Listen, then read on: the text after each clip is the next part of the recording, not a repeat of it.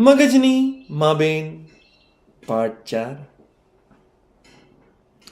medical કોલેજના 3જા વર્ષની શરૂઆત થતાં જ પ્રથમ અને દ્વિતીય વર્ષની સ્વપ્નો ભરી નાદાન દુનિયા હંમેશા માટે ઇતિહાસ બની જાય છે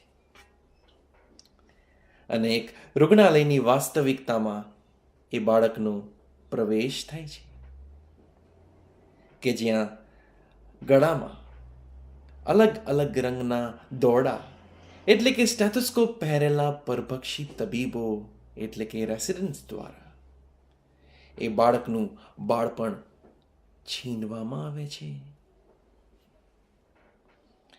પણ એ પુરુષ જે હવે બાળક રહ્યો નથી કદી આ ખોટ ભૂલતો નથી અને સંપૂર્ણ સમાજ વિરુદ્ધ બદલો લેવાનો શરૂ કરે છે,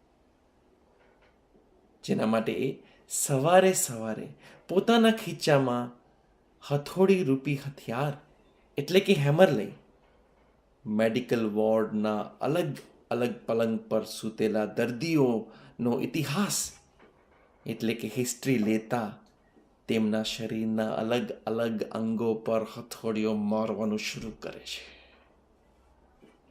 પણ હથોડીઓ મારતા મારતા એ પુરુષ પોતે જ એક હથોડો બની જાય છે